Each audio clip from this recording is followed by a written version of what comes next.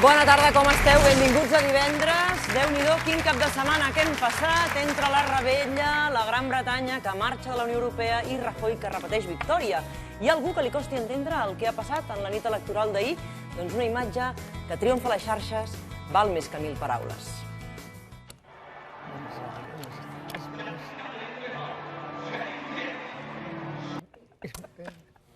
A veure, ho podem tornar a veure, sisplau? Pels qui no ho havien vist encara mai.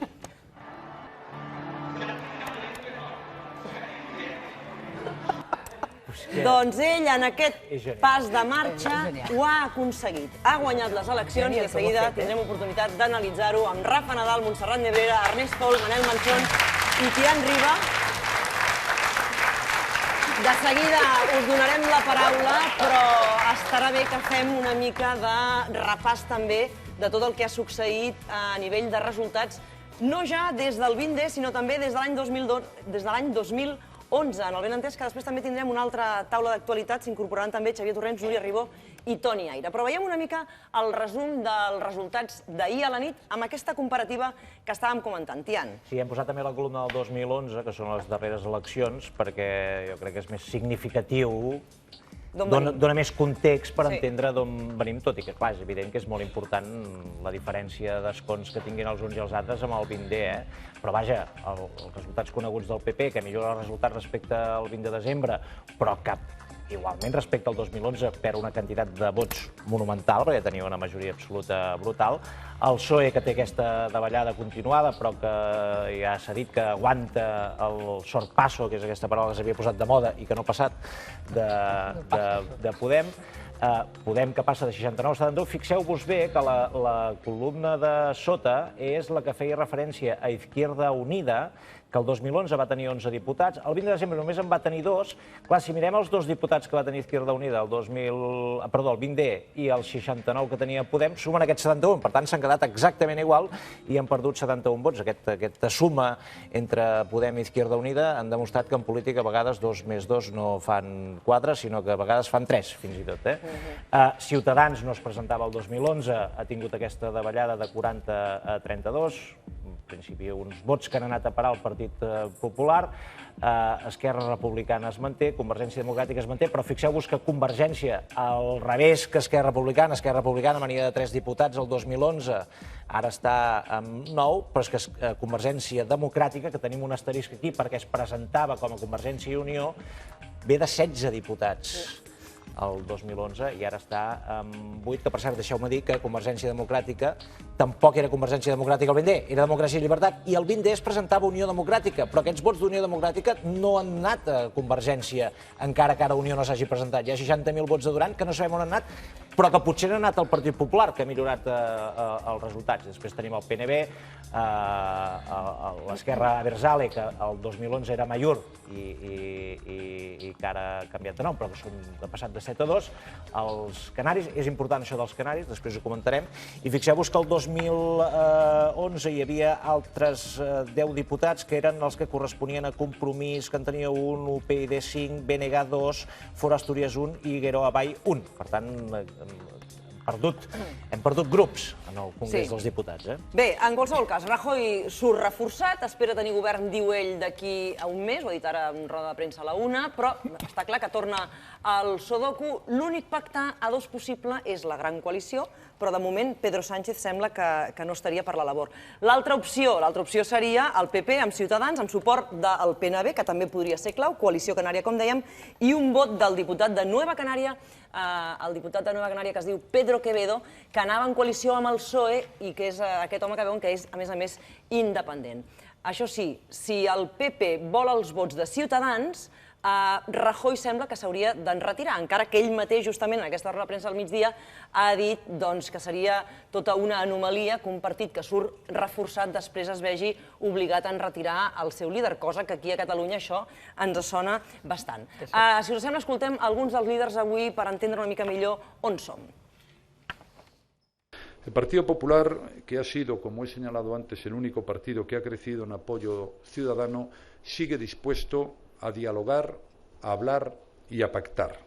Nosotros no vamos a apoyar al señor Rajoy para la investidura y tampoco nos vamos a abstener. tiene que ser el señor Rajoy el que busque, entre sus afines ideológicos, apoyo suficiente para sacar adelante esa investidura. Como nos pongamos ahora a enredar, a ver si salen las cuentas para que en vez de salir haya que esperar 2 meses más o 3 meses más, nos van a correr a gorrazo. O sea, la gente ha dicho, PSOE a la oposición, y el PSOE se va a la oposición. Nunca ha habido veto. Ahora, si me preguntan, ¿va usted a hacer presidente al señor Rajoy con los 3,2 millones de votantes ciudadanos? No. Y eso lo saben todos mis votantes y todos los españoles. Otra cosa es que estén dispuestos a cambiar el gobierno a una nueva etapa y regeneración. Pero si va a ser el mismo gobierno que hemos tenido, pues, oiga, nosotros no pasa nada, estaremos en la oposición. Bé, quines possibilitats veieu ara, després de veure aquesta correlació de forces que han deixat aquestes eleccions del 26J, de que aquesta vegada sí es pugui formar govern, que hi pugui haver una investidura, que hi pugui haver, com a mínim, algun tipus d'abstenció que permeti començar a caminar en aquesta següent legislatura? Home, doncs, si voleu, jo crec que hi ha una cosa importantíssima, que és veure la tendència, perquè si veiem la foto podem pensar que és una situació semblant al 20 de desembre, però en el cas del senyor Rajoy, clar, ha guanyat diputats. Per tant, ell d'alguna forma se sent legitimat, s'ha guanyat la legitimitat per ser president, per ser com a mínim el candidat a la investidura, i la resta de forces polítiques no poden mantenir la mateixa situació que el 20 de desembre, perquè una ha perdut 5, l'altra, Ciutadans, ha perdut 8, és a dir, han perdut respecte al 20 de desembre.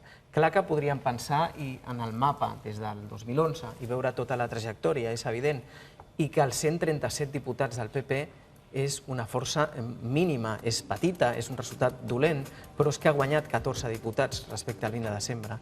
Per tant, el que deia el senyor Albert Rivera, que ell no havia posat cap veto, no és veritat, perquè havia dit d'una manera taxativa que no faria president el senyor Rajoy. Ara ho manté.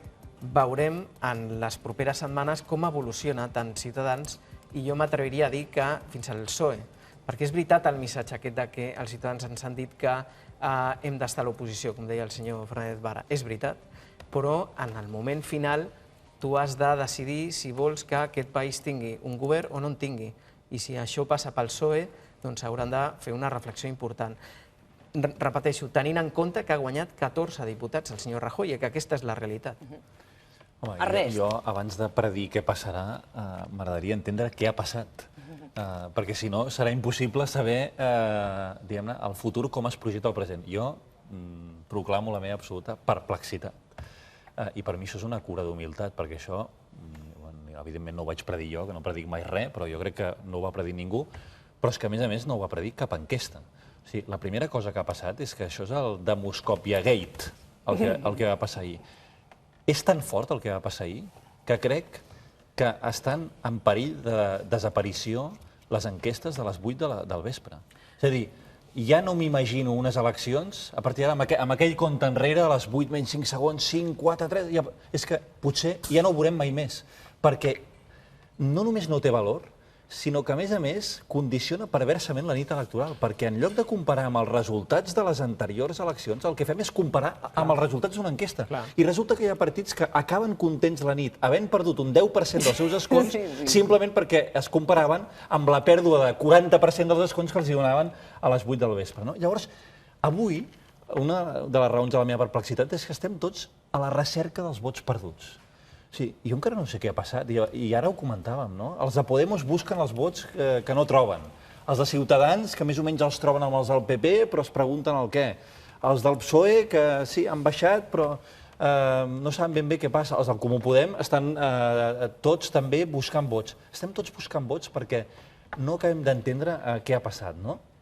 A mi només se m'ocorre una primera cosa, un primer diagnòstic gairebé filosòfic, que és, per mi, el gran triomfador d'ahir la nit és la por. O sigui, resulta que és rendible electoralment fer por. I això de, que els de Podem fan por, que la nova política fa por, això ha triomfat. I a més, no hi ha càstig ni per la corrupció, ni per escoltar a ningú i dir les bestieses que hem sentit l'última setmana. És a dir, triomf de la por, no càstig a les múltiples derivades de la corrupció.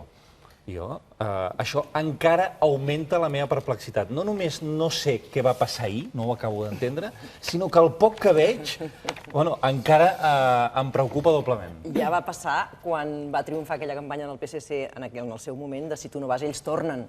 També va ser molt efectiva en aquell moment per al PSC. Aquella campanya. Sortien uns Doberman. Vol dir que a partir d'ara, tots els think tanks dels partits i tal, quan es vegin acorralats, diran, ja ho tenim. L'estratègia per sortir del pou és fer por. Això em sembla tan nociu. En tot cas, Ernest, ja la gent és gran i sap, i si tu tens dijous la votació al Regne Unit, tu poses la teva composició de lloc, i és veritat que has de votar diumenge. Tu mateix dius, què passa?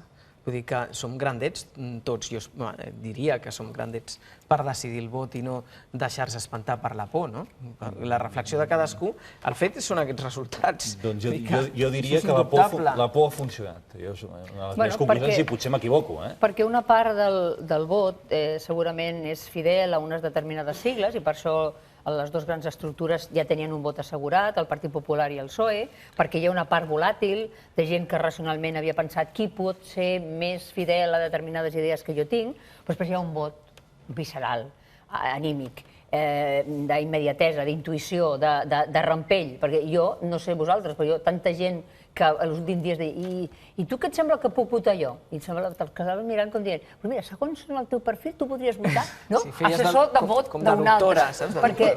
Perquè la gent preguntava perquè no tenia clar, perquè podia ser una cosa, perquè podia ser l'altra, o perquè podia ser quedar-se a casa per intentar castigar algú.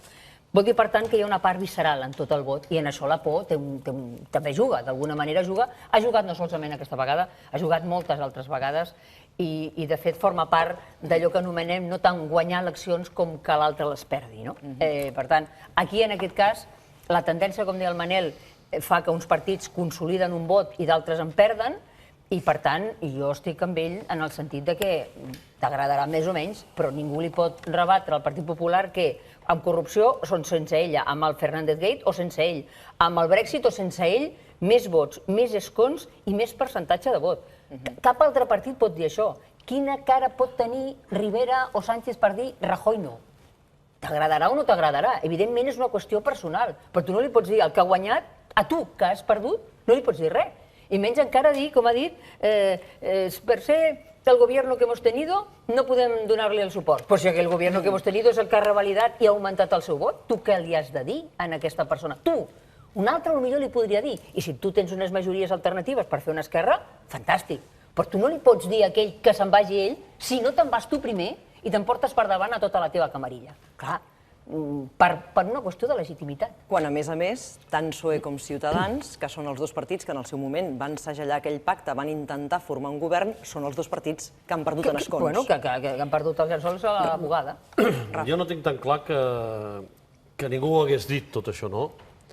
Jo tinc la sensació que en aquesta mateixa taula, les 2 o 3 últimes vegades que jo he compartit amb vosaltres l'anàlisi de què estava passant, dèiem que Rajoy guanyaria. Dèiem que... Això sí, però Podemos... Però dèiem bastant que les coses, fins i tot més ridícules o fins i tot més negatives que es produïen al voltant de Mariano Rajoy, teníem la sensació que el podien acabar afavorint.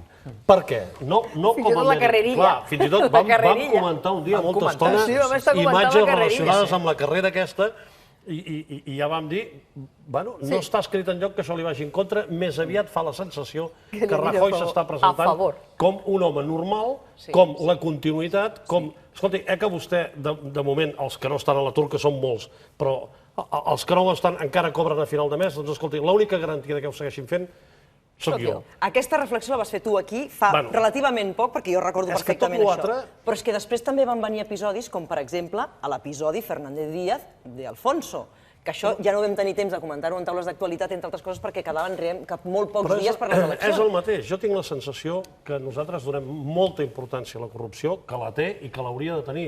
Però també si et poses a la pell del ciutadà quan vota, o et poses a la teva mateixa pell quan votes, tu dius, molt bé, aquest senyor és d'un partit que ha protagonitzat casos de corrupció.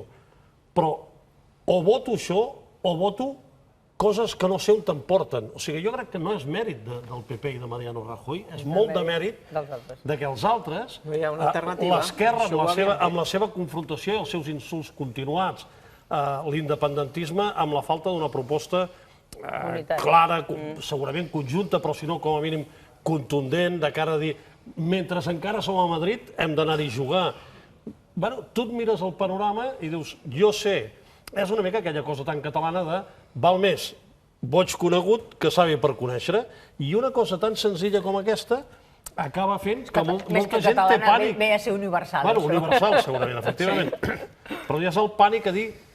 Jo, sincerament, jo ho dic fins i tot com a persona acostumada a analitzar la situació política, a mi em costa molt pronosticar què hagués passat, quines mesures concretes haguessin vist si Pablo Iglesias hagués sigut president de govern o si ho hagués sigut el Sánchez, que no tinc ni idea, perquè podia haver anat a una posició pràcticament idèntica a la del PP o una posició pràcticament idèntica a la dels grups que estan contestant la política europea a tots els països del sud d'Europa.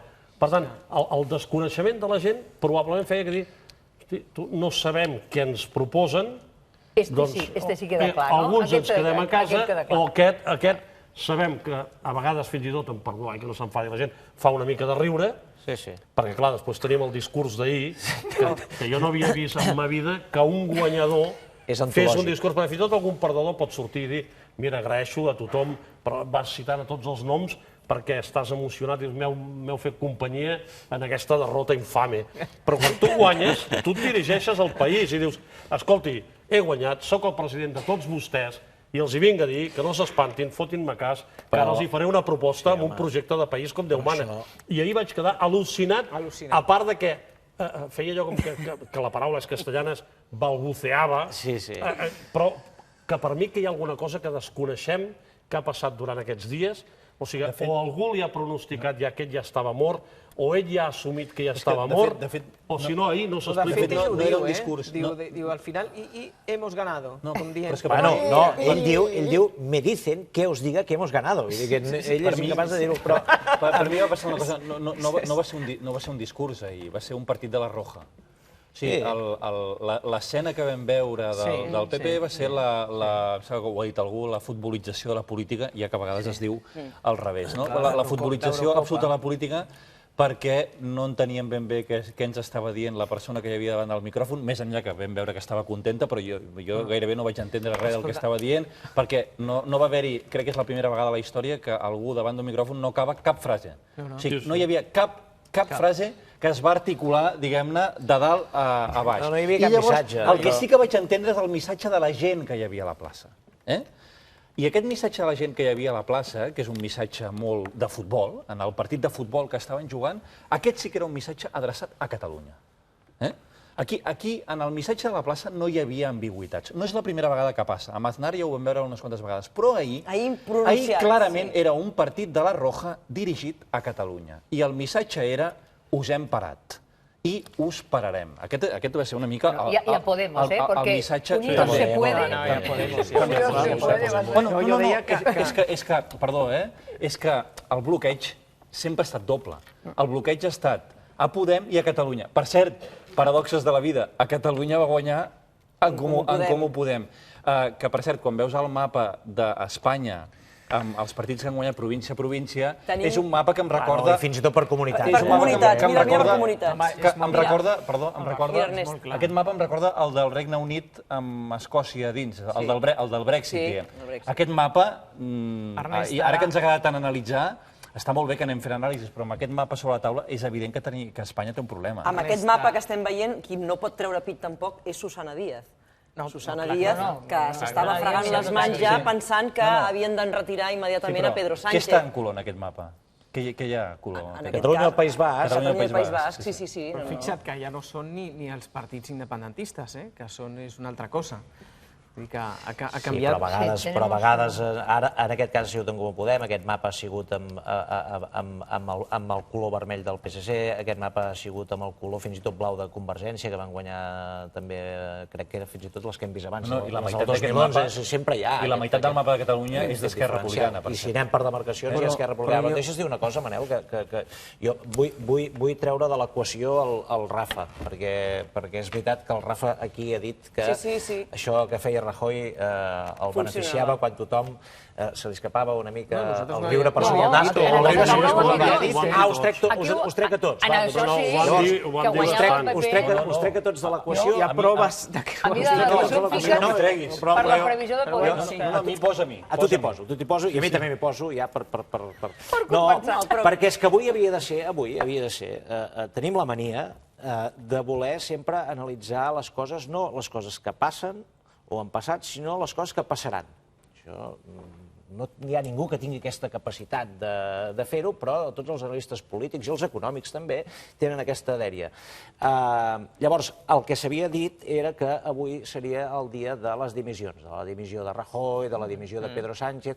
L'únic que ha dimitit avui ha sigut Leo Messi, pobre, però jo demanaria no una dimissió perquè no ocupen càrrecs institucionals, però sí unes quantes reflexions de molts catedràtics de ciència política, de molts encastadors, i que tots plegats fem una miqueta més cas a l'instint, a vegades a la intuïció, que no pas a uns anàlisis molt sessuts. Mariano Rajoy, el que ha fet, jo crec que s'ha d'analitzar la campanya que ha fet Mariano Rajoy, s'haurà d'analitzar a les facultats on s'estudien aquestes coses, perquè ha fet la campanya que deia el Rafa, ha fet la campanya de l'increïble home normal. És una campanya de dir els que fan política són els altres, és allò del nacionalisme banal, que els nacionalistes són els altres i nosaltres no, doncs la política banal, els que fan política són els altres i jo no, jo no faig política, hago como yo no se meta en política, que deia també un altre gallet, saps?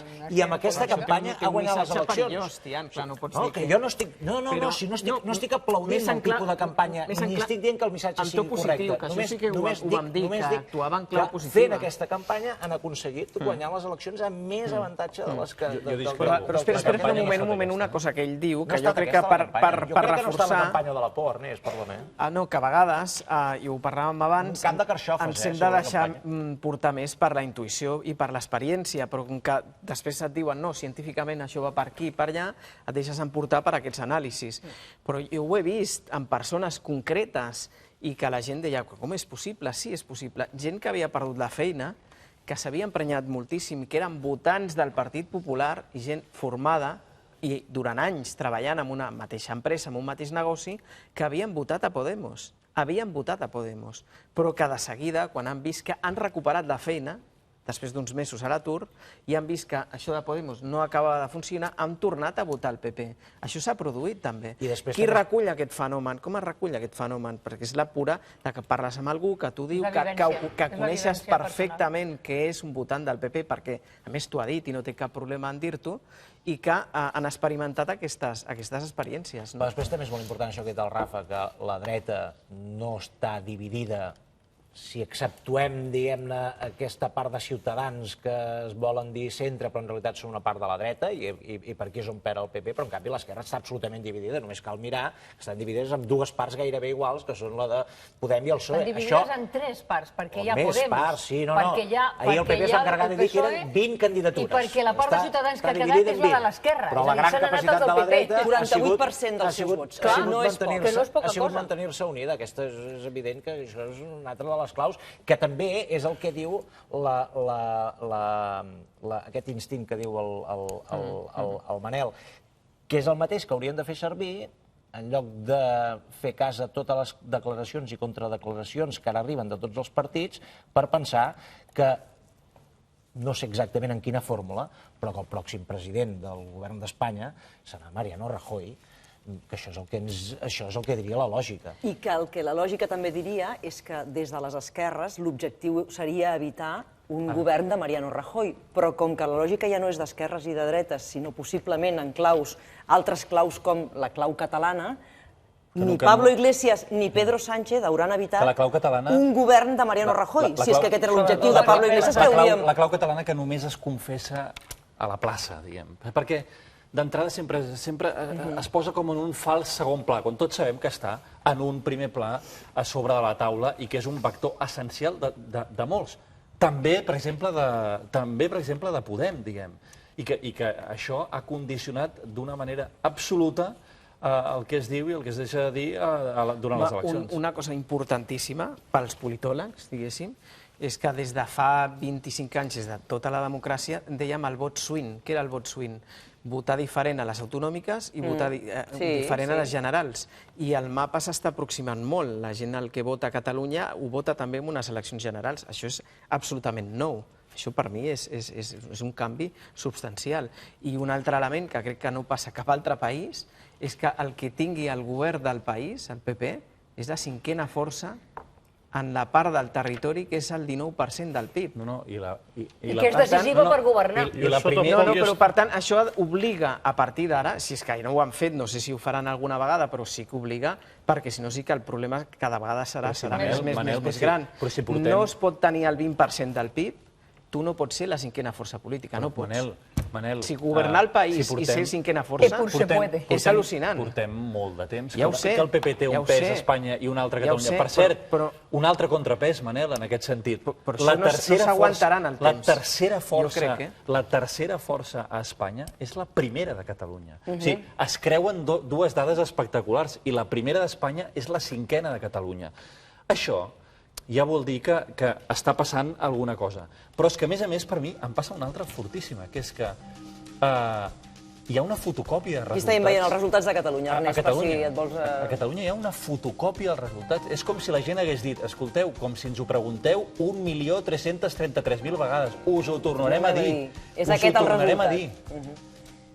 Veiem, en aquest cas, el que guanya l'escó és el Partit Popular, que passa de 5 a 6, que és aquest famós escó de Lleida, que Mariano Rajoy va fer una campanya intensa allà i justament ha aconseguit finalment aquest escó. Ara el Manel estava dient una cosa que per mi és el que provoca la paradoxa de la situació en què estem ara, que és, ara és justament quan, amb aquest creuament de realitats Espanya-Catalunya que es veu en el mapa famós d'Espanya que hem vist abans, dels resultats electorals, és quan hauries de dir, bueno, ara sí, oi que es veu claríssim ara ja que s'ha de fer alguna cosa? Doncs no, la paradoxa és que justament ha quedat clar que els que volien fer alguna cosa, per cert, a Catalunya han quedat primers, alguns d'ells, aquests estan més bloquejats que mai.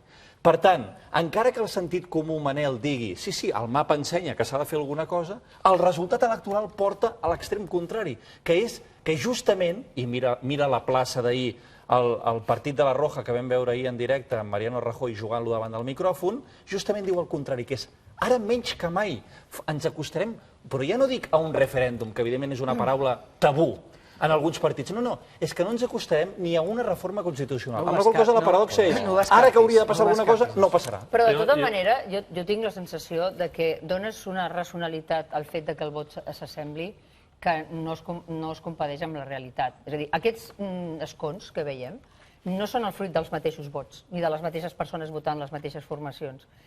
Hi ha alguns casos en els que la llei OND ha fet que el PSC tingués un menys però i el PP un més perquè...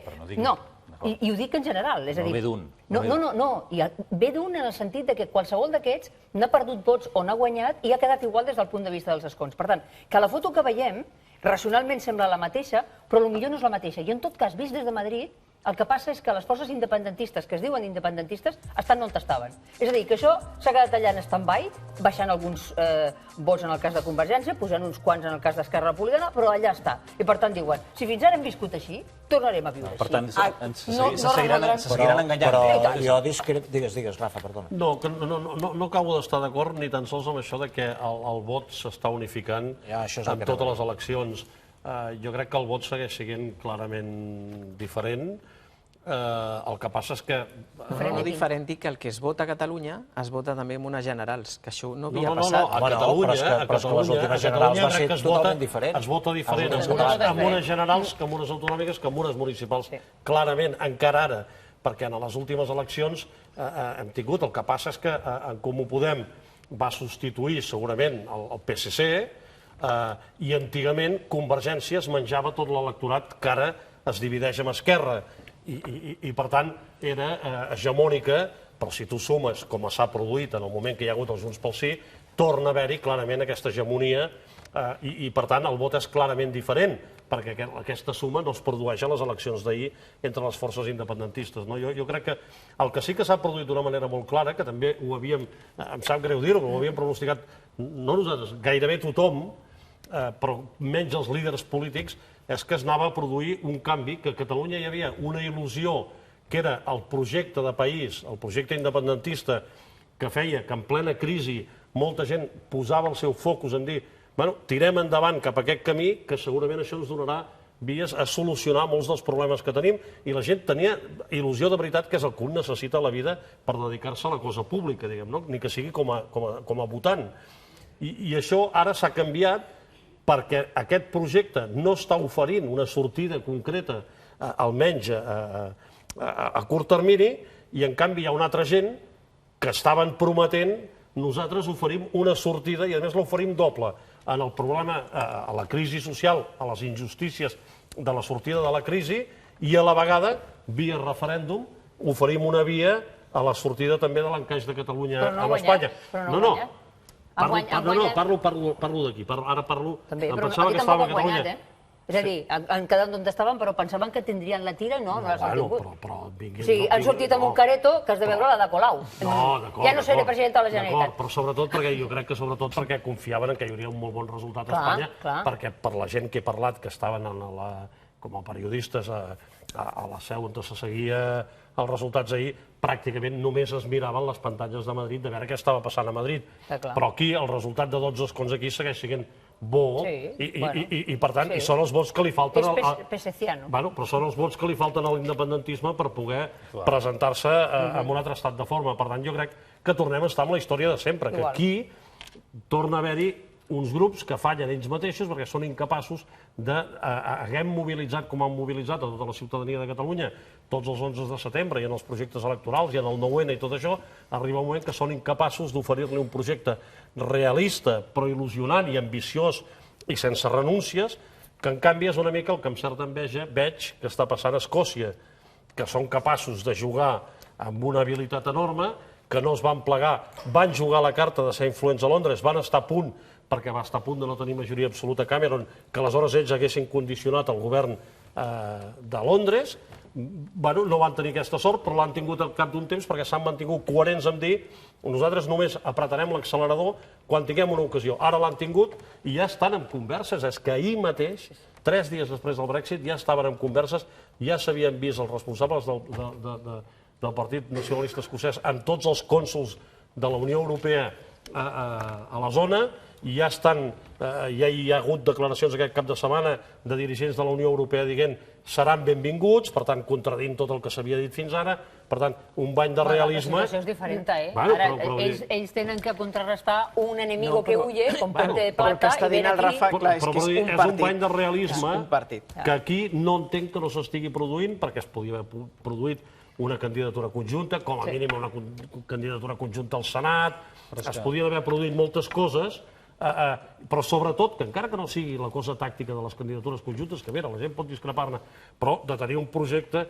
molt clar de dir els passos que venen, però no aquesta política que fem via Twitter, de que sempre hi ha els més accelerats que cada vegada demanen, que ara ja veig avui, ja torna a haver-hi molta gent que ja demana veieu quin fracàs, ja agafem i marxem. Bueno, agafem i marxem... Com? Com i a on? I qui? Si encara no hi ha ni la majoria, no hi ha el 50%. Tu que parles de la unitat, crec que també l'independentisme està encallat en un debat, jo crec que a vegades sense veure que el gran debat el té al costat i no en parla tant. Encallat en el debat de la llista única o no llista única, cosa que em sembla a mi més estèril del que sembla, perquè al final crec que sumaria alguna cosa semblant, per no dir menys, per cert, en la llista única de Junts pel Sí, l'única vegada que ha passat, no ha tret precisament un resultat molt bo des del punt de vista aritmètic. Però sí que crec que el gran debat de la unitat és justament què fem, amb això que deies tu ara, Rafa, què fa l'independentisme amb els que volen el mateix que ell, almenys en el pont intermig, que és el del referèndum. Llavors, mentre l'independentisme va fent debats de com s'uneix entre ell, no fa el gran debat de com d'una santa vegada amplia la majoria i busca alguna mena d'aliança amb En Comú Podem. Aquest és l'autèntic debat, perquè si no, mentre van debatent com s'uneixen Esquerra i Convergència, aquí no ens adonarem que Esquerra i Convergència no sumen, com es va veure amb Junts pel Sí, perquè aquesta majoria s'ha d'ampliar.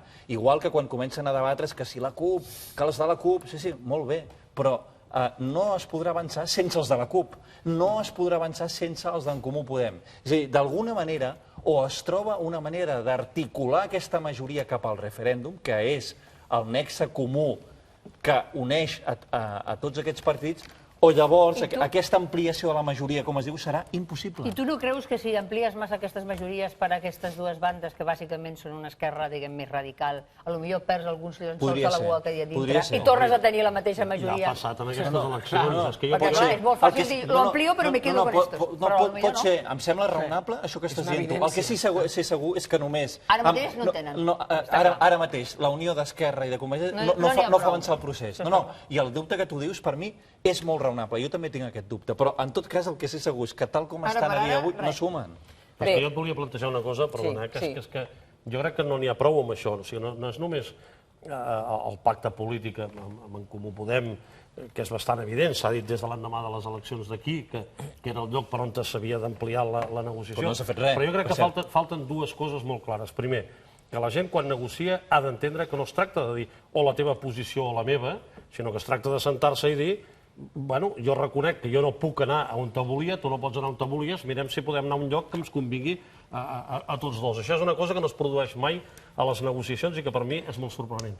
Segona cosa, jo crec que l'independentisme necessita molt més que un pacte de partits polítics, necessita un pacte social i també ho hem dit moltes vegades. Jo crec que a la història de Catalunya demostra que no es fa només amb la dreta o amb l'esquerra un futur de país, es fa amb un acord molt més a fons entre les classes populars i mitjanes, que són les que tenen els vots, que són la majoria del país, però també part d'algunes, diguem-ne, elits, si voleu, però de l'acadèmia, de la gent, però també de la gent que té el producte interior brut del país, de la gent que té la iniciativa empresarial, per tant, de la petita i mitjana empresa, dels sectors, diguem, a vegades més conservadors, però que estan exportant, que tenen l'agenda, que tenen els contactes internacionals.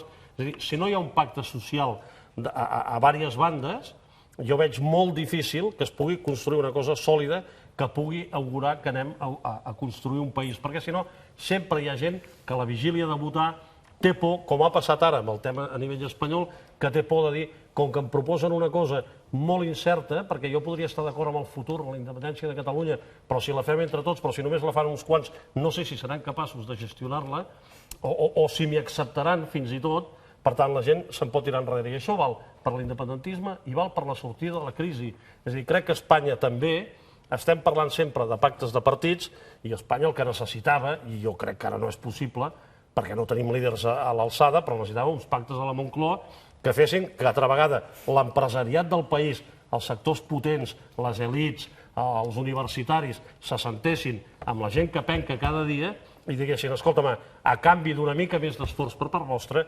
nosaltres estem disposats a donar-vos, perquè els pactes es fan així. A Europa el pacte el va fer les classes populars amb l'empresariat, que va dir jo fluixo, jo et pago millor, et dono estabilitat, et trec això dels acomiadaments. Aquí estem fent el contrari.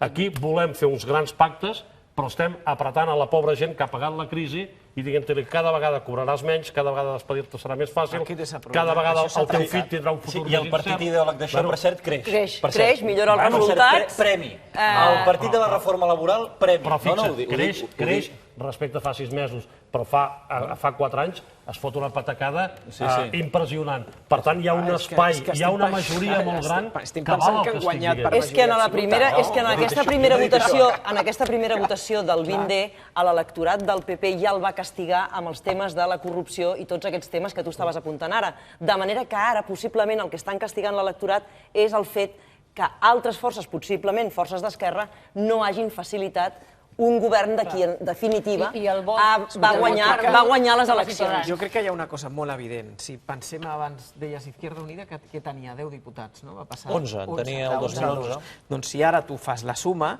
del que ha tret Podemos amb Izquierda Unida, d'aquests en treus uns 10 o 12, que era el que hauria de tenir o el que podia tenir més o menys Izquierda Unida, tota la resta hauria d'estar en el Partit Socialista. És a dir, tu hauries ara d'estar en un Partit Socialista de 145-150, amb opcions ara de governar clarament. Què ha passat? Que no tens aquest projecte alternatiu que deia el Rafa i que justament per no tenir-ho li ha sortit Podemos. Bé, com dèiem, perquè el PP no ha guanyat per majoria absoluta, té 137, que és una autèntica misèria, que ve de 186. Del 2011, 186. Però, com dèiem, ha millorat el resultat, i si us sembla, podem acabar amb un mem que resumeix molt bé el que va passar ahir. És aquest. Aquí el tenim ell disfrutant de quina manera, i ara pensant en ell i pensant també en aquella trucada broma que es va produir del fals Puigdemont quan en el seu moment ell estava esperant a veure si algú li donava suport o no, i va dir-li en el fals Puigdemont: no et preocupis, que jo tinc tot el temps del món. S'imagina en un dia com avui Rajoy, que encara ha millorat els seus resultats, no? La famosa cançó aquella de Fumando es fe, en recordeu? En un dia com avui que es juga a la Roja... Com diria Rafa Nadal, s'està fumant un puro a l'espera de veure el partit d'Espanya. Però és que ja no fuma. Ja no fuma, diuen que ja no fuma. Ja no fuma Mariano Rajoy. Que imaginen les volutes del cigar. És que ell no t'ho negarà, que està esperant el partit. Clar que no. Amb tota la il·lusió del món. Clar que no. I ho dirà amb un to que molta gent dirà, com jo, perquè és el que està fent la gent. Clar, estan pendents d'això. Escolta una cosa, de tota manera, tant que s'havia parlat de que Rajoy s'hauria de retirar, que Pedro Sánchez el farien apartar, finalment, com abans apuntava en Tian, l'única dimissió de la nit va ser, esportivament parlant, la de Leo Messi, Ernest. Sí, i a més, quan el veus amb aquella barba... Sí, amb aquella cara. No, amb aquella barba d'home que ja ha madurat, no? I de sobte el veus plorant. És com un contrast entre l'home i el nen, i és desconsolador.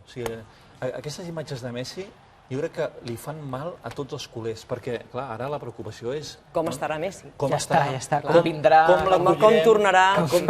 I, per cert, estic molt en contra de la gent que diu és una bona notícia pel Barça, per dir, ara es dedicarà només al Barça. Clar que no. Perquè a Messi el volem content i feliç. I la qüestió argentina és molt més important del que els culers a vegades creiem, perquè té a veure amb el lloc d'on ve, amb on té la seva família, amb llocs i persones que ell estima, a on tornarà, com diu el Rafa, i per tant poca broma amb la qüestió argentina de Leo Messi, perquè no és dir, mira, ara me n'oblido, me'n vaig al Barça... És que tenim el cor d'una banda trist, de l'altra el podem tenir molt content, de l'altra... Jo que reconec que ahir em costava dormir, perquè encara també estava intentant entendre què havia passat electoralment, i per tant vaig decidir veure el partit i em vaig quedar fins a les 5 del matí veient el partit, la pròrroga, i anava pensant, m'he d'aixecar a les 7, no sé com acabarà això, perquè partit, pròrroga, penals, i quan van acabar els penals i vaig passar, per fi vaig a dormir, van venir les imatges del Leo i la veritat és que feien mal i ja em vaig quedar que ja no he pogut dormir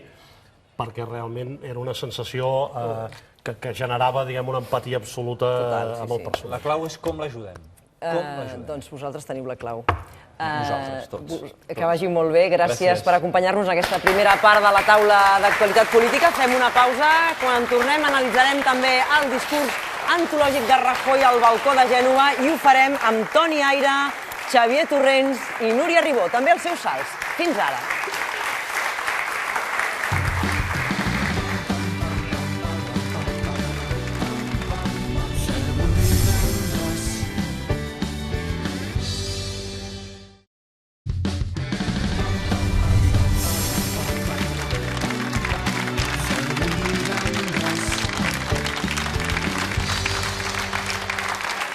S'acaben d'incorporar a la taula Xavier Torrents, Núria Ribó i Toni Aira, amb qui tenim ganes també de començar un tema que estàvem apuntant abans, el discurs de la victòria de Mariano Rajoy ahir a la seu de Gènova, que et va cridar l'atenció, Toni. Doncs, a mi bàsicament em va cridar l'atenció que el discurs de Mariano Rajoy va ser un no discurs. És a dir, amb la més pur estil Mariano Rajoy. És que és un moment que saps que hauràs de sortir, oi? És un moment que saps que, i més si t'has estat esperant fins al final, ben final, per ser els altres els taloners i tu ets el protagonista que surt a reblar i a tancar, és evident que has de treballar el discurs. I semblava un discurs veritablement improvisat. Com a mínim dos discursos, perquè fins i tot en el cas que haguessin sortit els resultats de les enquestes errònies, que una de les enquestes li donava fins i tot 117 en la forquilla baixa, 117 escons, és a dir, 20 menys dels que va acabar traient, algun discurs havia de tenir preparat. Sí, però jo crec que ells van tirar, és a dir, van tenir temps per preparar-ho. Jo crec que el discurs era, bàsicament, ahir, moltes vegades ho diem aquí, quan comentem la política i què comunica, que allò que, com ho fas, potser transmet més que allò que dius. Jo crec que era els saltirons, això era part del discurs, el yo soy español, español, español... Clar, si costa fins i tot, és a dir, tu dius, anem a fer un tall del discurs, com que va ser entretallat, el més destacat acaba sent... Això, que salta el petó de la dona, que diu que no destaca ningú dels qui té allà dalt, bàsicament destaca el nom de la seva dona, li fa un petó a l'Elvira, a la Viri, i ja està, bàsicament, una lògica molt del discurs guanyadors-perdedors de tipus futbolero. Ara, jo no em canso de veure'l, també t'ho dic, o sigui, és un tipus de saltiró que... És que, deixa'm dir una cosa, Núria, jo crec que la Razón diumenge ha de donar el DVD als seus lectors de la compareixença íntegra de Mariano Rajoy al balcó de Génova 13 ahir diumenge, perquè és antològic. És antològic. Això ho agafa Berlanga i et fa una pel·lícula... Mira, el petó. Jo crec que sou molt dolents, No, som molt dolents, no. Sou molt dolents. Per què? No podeu entendre l'emoció d'un home que no s'ho esperava i que realment va sobrepassar tot. Es va emocionar tant tenir la seva dona al costat, que a més feia una cara de festes també la seva dona. Ara entenc per què estan fets un per l'altre, perquè realment veies la Cospedal, la Santa Maria, l'Arenas, tots cridant i rient, allò que fan sempre, i ells dos seriosos, impertèrritos, d'una manera que dius, bueno, doncs l'emoció l'embargava, i aleshores les paraules no et surten. No t'ha passat, Tiana, alguna vegada a la vida, davant de moments emocionants, que les paraules ni les files ni et surten, i et surten tonteries d'aquest estil? De fet, ho va dir, que era el discurs més difícil de la seva vida. I mira, i per ser el més difícil no va dir quasi res. El que passa és que hem de tenir en compte una cosa. Això és el que ha guanyat les eleccions. És a dir, només dic una cosa, si el Mariano Rajoy hagués sortit diferent i hagués fet el discurs d'un estadista i hagués fet un discurs ben llegit, sense entrebancar-se, dient coses amb sentit, llavors els seus electors haguessin dit, i aquí han votat? És a dir, que l'han votat un altre. Jo crec que el que vam veure ahir és Mariano Rajoy en estat pur. És el que tenen molt sovint els líders quan ja són líders, que és que són un personatge en si mateix. A Mariano Rajoy és un personatge que això que va fer ahir no ens estranya. De fet, ara que parlaves dels petons, del petó a la Viri i a la seva dona, s'havia parlat molt que si es produïa el famós sorpasso, que deixarem de parlar del tema sorpasso ja d'entrada, perquè això ja no s'ha produït. Ara que sabíem el que era, hi havia d'haver un famós petó, aquest petó l'havien promès Xavier Domènech amb Pablo Iglesias, amb petó, van dir amb més intenció encara, però aquest petó no es produirà de moment. En qualsevol cas, sí que hi va haver aquest petó, Xavier Torrents, aquest petó de Mariano Rajoy amb la seva esposa, que va ser una sorpresa, perquè tampoc no l'esperàvem, aquest. Bueno, va ser un petó al qual ens haurem d'acostumar. Vols dir que es anirà repetint? Jo ho vaig interioritzar en aquesta estada que vaig fer a Mèxic durant 2 mesos i mig. Em vaig culturitzar amb la cultura prehispànica. I la cultura prehispànica sap de petons, sap de pactes, a diferència... Però això no és un petó, aquí s'està mossegant. Tu vas preparat amb la maleta, vas preparat a tot arreu. Jo vaig pensar en el divendres de TV3 mentre estava... Escolta una cosa, quins pongos que t'has portat de Mèxic, no? Tu vols dir que no vas anar com Indiana Jones a buscar alguna cosa estranya? Sí, de fet ens estàs portant moltes coses estranyes. Això és de Cantona, que és un lloc poc conegut encara avui en dia pels turistes, que és una ciutat prehispànica, però els prehispans, no els hispans, per això hi ha tants problemes pels pactes.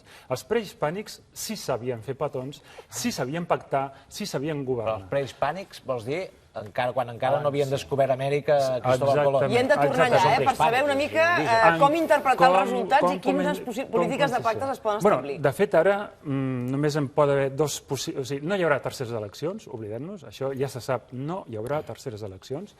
I de la mateixa manera que en les eleccions del desembre vaig dir que havia com 2 escenaris i finalment s'ha complert un d'ells, vaig dir o hi ha el pacte Partit Socialista Podemos amb les abstencions que corresponien o directament se va a eleccions. I efectivament va ser així. Tot i que quan ho vaig dir aquí havia alguns dels tertulians que no ho veien clar, però va ser així. Però en canvi ara només hi ha 2 possibilitats. Un, que és l'escenari que no s'acabarà produint probablement, però que és el que es podria produir si tinguessin aquesta cultura prehispànica, que és el pacte, diguem-ne, Partit Socialista, 85 diputats, Podemos, 71 diputats, i llavors, però clar, això, els que no estem acostumats a pactar, en aquest cas seríem nosaltres. Convergència i Esquerra Republicana haurien de donar suport amb el Partit Nacionalista Basc per aconseguir, no el referèndum, perquè oblidem-nos, durant 4 anys ja no hi haurà cap mena de possibilitat de referèndum pactat, acordat i negociat. Això reestructura el disseny de les campanyes polítiques a Catalunya. Si no treure el PP, bàsicament. I, per tant, aquest seria un pacte, però per aconseguir, diguem-ne, no un referèndum, però sí allò, per exemple, que demana el Partit Nacionalista Basc, que és un estat federal asimètric almenys per 2 parts, el País Basc i Catalunya. Però si aquest pacte, que ja sembla ser que és aquest escenari, que és l'únic que podria ser factible, diguem-ne, amb una altra composició, no serà, llavors ja només ens queda un, que és el Partit Popular, juntament, diguem-ne, amb Ciutadans, fora, Ciutadans quedarà fora, diguem-ne, del govern, però amb suport, Ciutadans possiblement posarà com a condició canviar la llei electoral, perquè, per tant, diguem-ne... Ells han fet la lectura dels seus resultats en funció d'aquesta llei electoral? L'afavoreixi. I llavors aquí queda el Partit Nacionalista Basc, que té 5 diputats, Coalició Canària, i no confonguem amb Coalició Canària, Nueva Canària, que és un diputat del Partit Socialista, diguem-ne, que anava amb els socialistes. Ara, la posada en escena de les nits electorals, jo crec que també ens avancen molt del que passarà. Jo crec que, vaja, ara poden donar-se mil i unes sorpreses, però que el més probable és que el PP pugui governar, o com a mínim pugui ser investit. Després tindràs una legislatura amb la que segurament l'aritmètica parlamentària no li ho posarà especialment fàcil, si no és que els socialistes s'abstenen durant tota la legislatura, que no crec que ho facin. Ara, nits electorals com aquestes et donen moltes pistes de per on aniran els trets. La nit electoral del PP no té res a veure amb la nit electoral de fa 6 mesos. Això és la nit electoral d'una victòria de veritat, que t'empeny i genera també a la retina de la gent la imatge de qui ha guanyat i qui mereix governar. Si anem repassant les altres nits electorals, veurem que també, en certa manera, estan acomboiant això, perquè claríssimament, en molts casos, com en el cas de Podemos, per exemple... Mira Podemos. Mira la cara de Pablo Iglesias a la nit electoral d'ahir. Que feia molta gràcia la sonrisa d'un país, com contrastava el seu eslògan amb aquestes cares de funeral. És a dir, a més... Vescanza va plorar, hi havia gent allà que estava plorant amb la... Jo crec que aquí t'estaven dient claríssimament que ells assumien allò que la vida, l'èxit o el fracàs, es jutja molt en funció de les expectatives que tu has generat. Aquesta gent, si tu mires fredament, fa 6 mesos no hi eren al Congrés els diputats. I ara hi són, amb 71 diputats, i és un resultat bo. El que passa és que, comparat amb les expectatives que eren, no només fer el sorpasso al PSOE, sinó que ells havien arribat a elevar la nota. Que fins i tot arribarien a governar. A superar el PP, això no s'ha complert. I sobretot, el més important, que no són decisius a dia d'avui, perquè les alternatives que apuntava en Torrents ara són d'una sopa de lletres que jo crec que, sincerament, una mica amb com ens estem mentalitzats tots plegats. La gent jo crec que ara ja vol passar pàgina d'una situació tan fragmentada i tan inestable. I segurament el que faran els socialistes, jo avui escoltava Susana Díaz o el Vara d'Extremadura, el que t'estan dient claríssimament és: ei, nosaltres ens hem de recomposar a casa, ara fem com hem fet tota la vida de Déu, el que ha guanyat, que sigui envestit i que intenti governar. I, per tant, segurament és bastant plausible que passi això. Susana Díaz acaba de dir fins i tot que la mera hipòtesi d'un pacte amb Podem és la causa que ha fet perdre vots i escons al Partit Socialista. El Pedro Sánchez deu estar content per dintre. Aquella part, diguéssim, deu estar content, dius, perquè, clar, li ha fet molt la trabanqueta. A veure, jo crec que la nit d'ahir, amb aquests resultats tan sorprenents, i en el moment que s'aprecien com a grans resultats el PP, que augmenta el fet d'augmentar 14 diputats, el fet que els altres, els 5 que perd el PSOE, també rep, com dius, mira, aquest noi com ha aguantat, etc. El que marca és la volatilitat i la rapidesa de les coses en tot, però especialment en política. O sigui, el 20 de desembre es van donar la gran patacada que valien els peperos de 180 i pico, van perdre 60 i pico, va ser la gran clatellada, tothom va perdre, una derrota històrica també del PSOE, totes aquestes frases fetes que diem, i ahir ja no teníem adjectius per dir-los, perquè clar, encara van perdre més, els altres recuperen una mica, i recordeu aquelles imatges de Gènova, es van fer fins i tot amb l'eslògan de Podemos, sí se puede, sí se puede, aloe campeón, campeón, o sigui, van absolutament agafar tots els eslògans que hi havia al seu voltant, es van utilitzar, i realment el que era un fracàs, d'alguna manera, un remuntar, ells ja havien oblidat que havien perdut 60 i pico, el fet de remuntar més d'una dotzena era el gran triomf de la nit. Vull dir, això què és? la rapidesa, la volatilitat de la política amb la que estem i amb això funcionem ràpids. I això també, les xarxes són les que, per exemple, ahir a la nit van començar a fer la bola de neu fantàstica a partir de les 8 en punt, quan es donen les primeres enquestes que dius, sorpazzo, sí, mira el que deien. La tendència de tota aquesta campanya, que més o menys anava per aquí, es compleix. Això va durar 3 minuts. O sigui, això va durar menys que un Carmelo a la porta d'un col·le. Perquè més que un sorpasso va ser un carpaccio. Perquè quan hi havia 3 o 4% ja, que en aquell moment que es anaven sortint en pantalla, ja es anava dibuixant com seria la nit. Per tant, ull com estem fent els mitjans que reproduïm la bola, les xarxes, com els mateixos que fan les enquestes, la importància que li donem i fins i tot els polítics que sempre abans eren més prudents, alguns, com el senyor Garzón, es va atrevir a sortir i parlar, vam dir, mira com pinta la cosa. O sigui, que es van atrevir, que anaven amb una certa seguretat. Sembla que altres no ho tenien tan clar perquè molts van estar callats, perquè molts, segons se sap, una setmana abans el mateix Ciutadans sabia que gran part del vot se li estava anant al PP. Això ja estaven... Ja tenien enquestes interiors que els hi deien. Això és la mostra de la volatilitat que deies tu. És a dir, fixa't en tan poc temps com el PP ha recuperat una part de vot que havia anat cap a Ciutadans, no? I el mateix Podemos... Clar, és que ara a tot es diu molt ràpid, perquè, clar, més o menys s'han quedat igual d'escons, tot i que realment Podemos en té menys perquè en la negociació va cedir uns quants a Izquierda Unida, que recordem, en va treure 2, ara en tindrà més Izquierda Unida. Però, clar, han perdut més d'1 milió de vots. Això és brutal. Ciutadans ha perdut 500.000 de vots. És espectacular. I és la volatilitat. La gent cada vegada té més la sensació, en política, que la seva aproximació és depenent del moment i de la utilitat del moment. I si tu ara em representa que m'ets útil, potser et voto. Si no, doncs et deixo de votar. En aquest milió de vots al qual t'estàs referint tu ara, és on troben resposta els màxims responsables de Sigma 2, els quals, evidentment, avui se'ls ha entrevistat per dir, bueno, què va passar, que es veu donar unes enquestes que van facilitar, diguem, 2 nits electorals. La de les 8 fins a les 10:30 i de les 10:30 a partir ja de l'escrutini. Ells han dit que hi va haver 1 milió de votants potencials de Podem que no van anar a votar, que no van anar-los a votar. I aquí és on s'explica perquè no va ser, diuen, ni el Brexit, perquè també dèiem, bueno, l'única certesa d'ahir, quan llegies tots els resultats, és que els ciutadans mentim vilment quan ens pregunten a qui han votat. Bueno, passa que hi ha causes com a plurals. Bueno, primer pensem, tot i haver guanyat en primer lloc en Comú Podem a Catalunya, i per tant sí que ha consolidat la seva primera posició quan són eleccions generals, no vol dir que quan ho siguin les eleccions catalanes, però ha perdut vots, tot i quedar igual en diputats, però és com si hagués perdut tota la ciutat de Cornellà. És com si tota la ciutat de Cornellà, a Catalunya, ja ara no hagués votat en Comú Podem en relació al desembre. Però en quant a Unidos Podemos, és com si hagués perdut senceres les ciutats de Sevilla i Bilbao. O sigui, de cop i volta les perden amb 6 mesos de distància. Clar, són molts votants. Però això és degut a que els votants no voten sempre, no tenen el mateix perfil encara que votin el mateix partit. Probablement ha passat 2 coses amb el cas del fenomen de Podemos.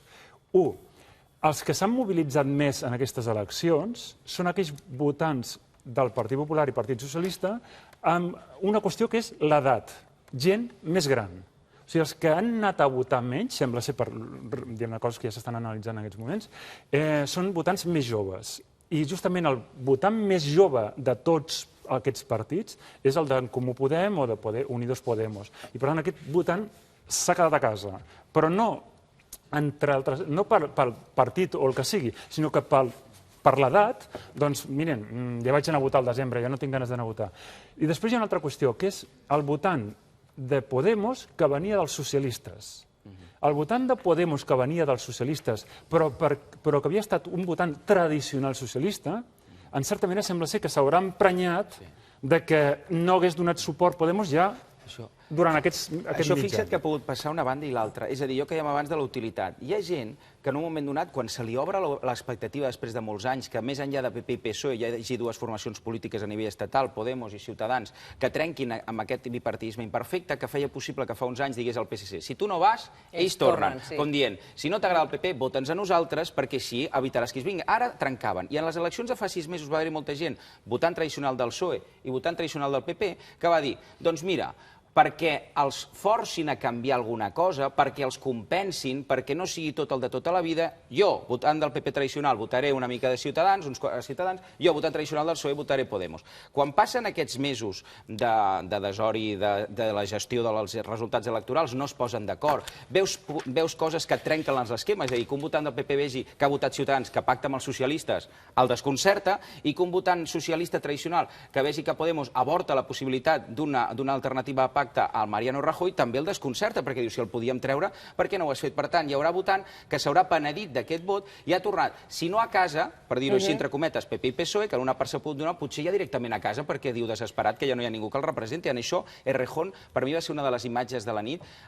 Jo crec que va assumir més que Pablo Iglesias, segurament perquè Pablo Iglesias ja ha posat la cara i en certa manera se l'ha trencat. Per mi va ser el més sincer de la nit, Íñigo Errejón. Errejón va ser crític en el moment, igual que ho va ser Llamazares. Errejón era un dels contraris a aquest pacte. Aquest dematí sentia una anàlisi del catedràtic Pérez Royo que deia precisament que mai s'ha demostrat a la història recent que el fet d'ajuntar-se dos partits que havien anat sempre separats sumi més. Diu, inclús, vegin vostès, Junts pel Sí, etc.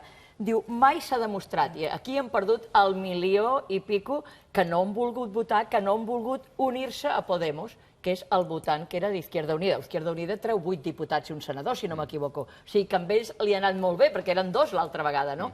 Però realment no està demostrat a la història recent de la política que els que s'ajunten tinguin que donar més. I diu, és el gran error de Podemos que Errejón ja va posar, i sobretot el que va ser crític va ser Llamazares en aquell moment, però com que ja es veia un home que era de la vella política, no era dels considerats. En canvi, el jove Errejón va ser el més crític, cosa que no va sortir d'aquí. Ja, però les cartes s'han de jugar. S'han de jugar perquè figura que aquesta vegada ningú vol tornar a unes terceres eleccions. La situació a nivell europeu tampoc ho recomanaria després del que ha passat amb el Brexit, i els partits podran treure la màxima rendibilitat als resultats que tenen en aquests moments. Ciutadans pot haver pres la lliçó de que ha perdut aquest 48% d'electors que potser en el seu moment, el 20D, van dir voto, si es pogués considerar així, la marca blanca del PP perquè és un partit nou, jove, tal, i aquesta vegada no els hi han perdonat que pactessin, segellessin aquell pacte amb el Partit Socialista, i ara veurem si donaran suport a Mariano Rajoy o no, però a aquestes hores d'ara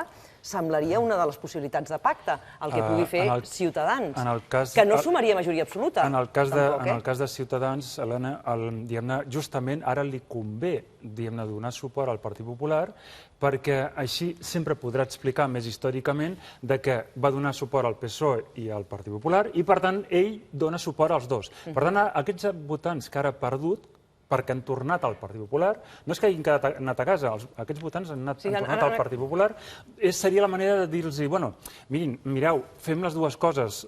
Però Ciutadans té un altre problema, i és que a l'estat espanyol no ha hagut mai tradició, diguem-ne, d'ideologia política liberal en el sentit de liberalisme polític. No en parlo de neoliberalisme econòmic, sinó de liberalisme polític. En la qual cosa, a diferència d'Alemanya, el Partit Liberal alemany o d'altres països, aquí, diguem-ne, agafa votants del Partit Socialista i del Partit Popular. Però no perquè ideològicament siguin més liberals de Ciutadans, sinó per, doncs mira, vull una cosa equilibrada, més centrada, votaré aquest partit. Clar, quan es decanta per un cantó, i es va decantar pel Partit Socialista amb aquell acord, perd l'altre cantó. I aquest és el problema que ha tingut ara Ciutadans. Un dels líders clàssics del liberalisme espanyol, Pedro Sars, deia a la transició que cabien en un taxi de pocs que eren. Ara, ells, jo crec que amb això, aquest equilibri l'han anat fent. Fixa't que gràcies a ells, Cristina Cifuentes és presidenta del PP a Madrid i Susana Díaz és presidenta d'Andalusia i és socialista. Ells, jo crec que aquí Ciutadans ara té una oportunitat d'or per fer també que això que diem de la fluctuació es posi en valor. Ara tenen menys diputats que fa 6 mesos, però poden ser més decisius, que són aquelles característiques. I a mi una imatge que em va cridar l'atenció, que la teniu aquí de fons de la nit electoral, és que ahir va comparèixer, per donar l'explicació a nivell estatal, amb Inés Arrimadas, que no hi anaven a aquestes eleccions. És a dir, que és molt característic, no? És a dir, ell segueix volent posar l'accent d'aquell hereu del catalanisme clàssic que vol fer a Espanya. És a dir, era aquell eslògan que ha utilitzat aquí a Catalunya i no ha utilitzat fora, però és aquest català que vol fer a Espanya, que vol transformar Espanya. Per tant, evidentment que ell ja per si sol és com el papa Francesc. Jo que dèiem un dia, te'n recordes, d'emetre missatges amb coses com el simple nom. Francesc ja t'està dient que vol ser el papa dels pobres, etc. I amb Albert ja simplement ja t'està dient que és català. Rivera i tothom ho sap. Però ahir jo crec que la presència d'Arrimadas a la seva dreta, a més, amb una nit electoral que no era fàcil, jo crec que reforçava aquest missatge de que volen ser com els catalans que volen transformar Espanya. En l'anàlisi de la victòria de Mariano Rajoy hi ha un personatge que és Jorge Moragas, que és qui ha ideat, ha estat l'ideòleg de la campanya del Partit Popular i justament ahir, abans de sortir al balcó de Gènova, se'l van enxampar entre micròfons, tots els periodistes anaven a per ell, felicitant-lo i demanant-li unes explicacions sobre el que havia passat. Aquest senyor que estava allà aquí merengue, efectivament... Cap de gabinet de Mariano Rajoy i cap de campanya. L'Evi i ell van ser els més llunyos. Aquí va agafar la Viri, a la dona de Mariano Rajoy. La va animar. És que pensa que Mariano Rajoy, amb la persona que deu estar més hores, a més de sa dona, és amb aquest home, amb Jorge Moragas, que és el seu, diguem-ho tot, cap de gabinet. A més amb la seva dona, no. Més amb Moragas que amb la seva dona. Això segur, però vull dir... Per les hores de feina... Fins i tot amb hores de lleure, perquè, és a dir, al final, això que en diuen els americans, els spin doctors, els assessors de comunicació i d'estratègia, ell és el cap de gabinet, de president del govern, era cap de gabinet al PP d'ell, per tant, gabinet vol dir el seu equip més íntim, és a dir, els que li escriuen els discursos, els que li porten l'agenda, els que tenen el contacte amb els mitjans de comunicació, i a més ha estat cap de campanya. De tots els caps de gabinet que han passat per Moncloa des que va tornar, bueno, el retorn de la democràcia, que han estat 8, és el més visible de tots. Tu a dia d'avui, si li preguntes a la gent una mica polititzada i que segueix l'actualitat, qui és el cap de gabinet de Rajoy? Tothom sap que és Jorge Moragas, sí? Si et preguntem, i qui era el de Felipe? I qui era el d'Aznar? I qui era el de Zapatero? Aznar, que com ha canviat el to que fa aquí, No, el Carlos Aragonès. És a dir, hi havia gent que tenien unes responsabilitats, però és un personatge que manifestament és protagonista. I que no vesteix el rotllo PP, vesteix amb un aire molt diferent. És de l'equip dels catalans. És de l'equip dels catalans, català junt amb els germans Nadal, que també estaven, els dos Nadals que també estan amb el... I ha fet, a nivell de la campanya electoral, dues coses. Justament a Catalunya, que al final ha estat un èxit, diguem-ne, d'estratègia electoral.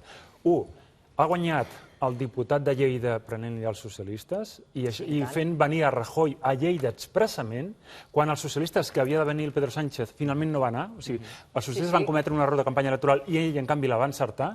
I l'altra, una cosa que ens pot semblar inversemblant que hagi succeït, però cal explicar-la, que és el tema de les converses, diguem-ne, de Fernández Díaz conspirant en el cas del govern de Catalunya, etc. Això podíem pensar, bueno, ara hi haurà un càstig. Com pot ser que una persona que té sota la seva mà de ministre d'Interior les clavegueres de l'Estat, com pot ser que hagi fet això, que és intentar canviar els resultats electorals al Parlament de Catalunya, al govern de Catalunya. I això farà perdre vots? No. En el votant del Partit Popular, que hagi fet això, encara que em sembli inversemblant, és dir, carai, és que va contra els sobiranistes, contra els independentistes, utilitzant qualsevol arma i qualsevol eina. Per tant, el votaré encara més. Moragas ha posat en marxa un tipus de campanya de microfocus en petits espais, seguint el Moragas, seguint Obama, seguint Obama. Obama era el target petitet, per això Lleida, que dius, què va fer a Lleida? Que és un tipus, els diputats són barats pel número de vots que es necessiten. Era anar a fer el target concret perquè era el diputat que va ballar l'altra vegada. I aleshores és el que han fet. Han fet un microfocus de campanya molt a l'estil americà, molt a l'estil Obama. Ara que dius això del vot rural i això del micro, Moragas, en aquesta trobada amb els periodistes ahir, li pregunten la clave d'haver esta victòria i comença esto, i comença a assenyalar els micros i comença alcachofes. El cant del cachofes que vam veure una vegada i una altra. Aquí ens oblidem que no hi ha només un públic que vota, és a dir, és molt divers. És a dir, amb unes eleccions repetides en pocs mesos, en les que hi ha previsiblement poca participació, tu has de saber qui està disposat a mobilitzar-se i per què. Clar, això que deia ara en Torrents és interessant, no tant el fet en si que esclatés això de Jorge Fernández, si no, en resposta al dubte que tenia en Tian, sinó a com es gestiona això. Clar, què fa l'equip de Rajoy? Diu, no t'excusis, surt i victimitza't, i surt i digues que tu el que estàs fent és treballar per Espanya. Per tant, hi haurà un públic que et dirà, home, és que està disposat a fer-ho tot per Espanya, per salvar Espanya. I no és un cas de lucre personal, també s'haurà fet aquesta lectura. I aquesta gent es pot mobilitzar en aquests casos. I les carxofes és justament el votant més mobilitzat que ha estat el rural i la gent gran. Per tant, les carxofes simbòlicament és, encara que em sembli el símbol de la victòria de Rajoy és la carxofa.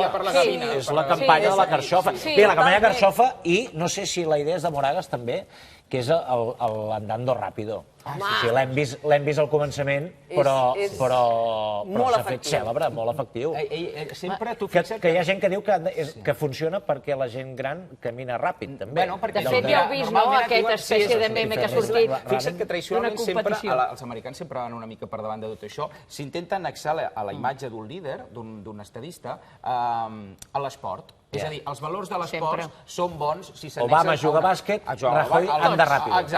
Perdó, i corredor de fons. Arribar lluny, durant molt temps. Un dièsel, és a dir, un dièsel, però és que a més també lliga amb això de la gent gran. És a dir, normalment, quan tu ja tens una certa edat i vas al metge i et dius has de cuidar el tema del colesterol, què et diu? Home, no et dirà si tens 50, 60 anys que et posis a fer parapent o ràfting o cosa... O sí, no ho sé. Però clar, què et diuen normalment al metge? Camina ràpid, és a dir, camina sobretot, però no passejar. Et diuen camina ràpid, que és el que crema. I Mariano Rajoy ja fa uns quants anys que el dia de la jornada electoral sempre, el que passa és que ara jo crec que ara ja el personatge ha acabat de quadrar en el moment adequat, és a dir, durant molts anys ho trobàvem una mica ridícul, fins i tot a les imatges, si tirem una mica a les anteriors eleccions, a les del 2011, li feien aquestes imatges de Mariano Rajoy caminant. Però, fixa't, és una pijada això que et diré, però és interessant. Te'l posaven amb bambes, amb pantaló de xandall, però amb camisa i jersei.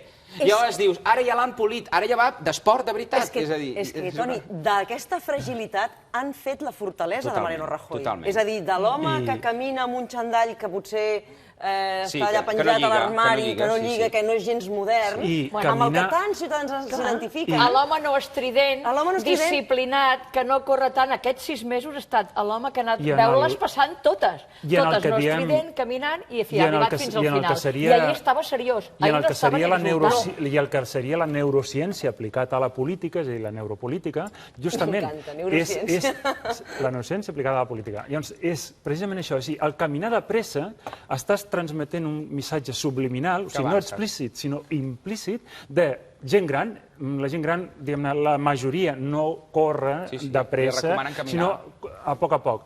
I tenim en compte que a part de l'anunci que estem veient, diguem-ne, a les imatges, justament en la darrera setmana de campanya electoral el que va fer és anar a un programa de prime time, d'audiència, a l'Hormiguero, i caminava també sobre el que també fa gent gran, que és sense moure's de casa. Gent gran i no gran, perquè... Nosaltres ja tenim certa edat, ja anem camí.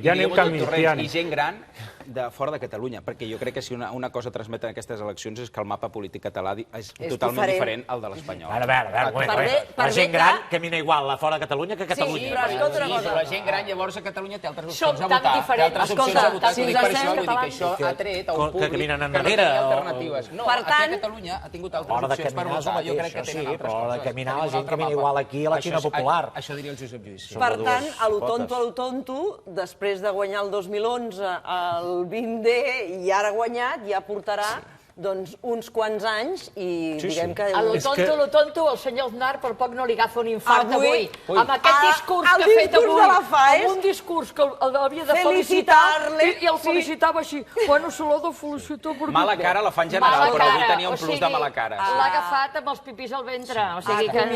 Acomiadem, com començàvem, amb la imatge que va triomfar ahir a la xarxa de Rajoy, que guanya la victòria. Per què la guanya? Per què guanya les eleccions? Qui és el victoriós de la nit? Per això.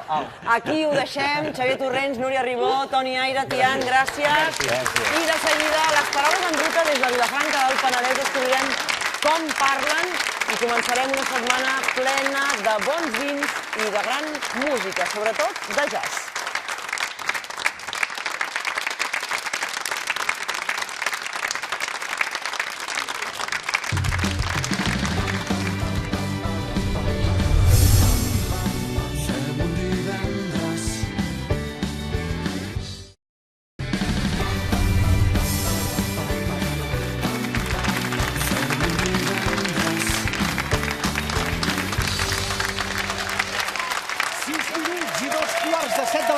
que bé s'està a Vilafranca i, a més, tan ben acompanyats. Oriol Soler, Màrius Serra, bona tarda.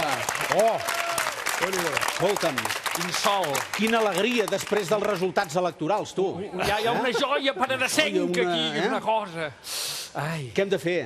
Doncs vendre la casa i anar al lloguer i escoltar moltes paraules penedesenques. Plaça de Jaume I, però em diuen, si has de quedar aquí, digues que quedem a Santa Maria. És així? Ho hem de dir d'aquesta manera? D'aquesta manera, Santa Maria, sí. M'han dit que hi ha una joia aquí que és massa. Meravella, una meravella.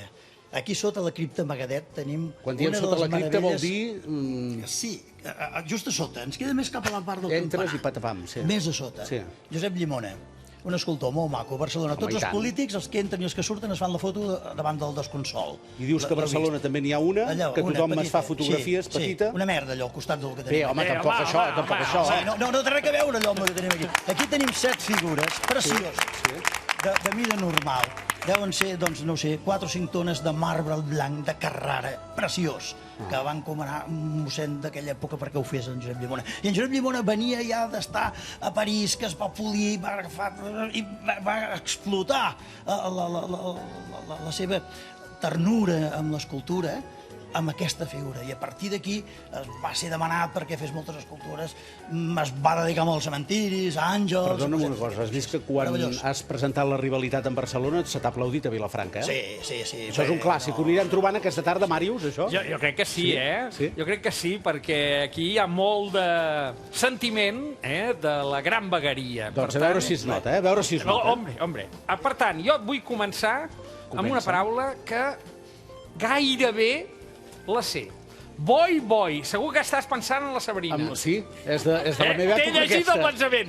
Boi. Els primers descobriments. Boi. Sí, què vol dir boi? Boi vol dir gairebé, quasi.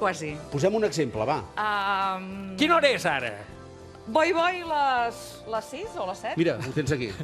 Boi, 6:45. Boi, gairebé 6:45, saps allò? Sí? Però ho fan no només amb temps, sinó amb espai, boi arribo, i quan és boi deu ser més que només un boi, no? O com?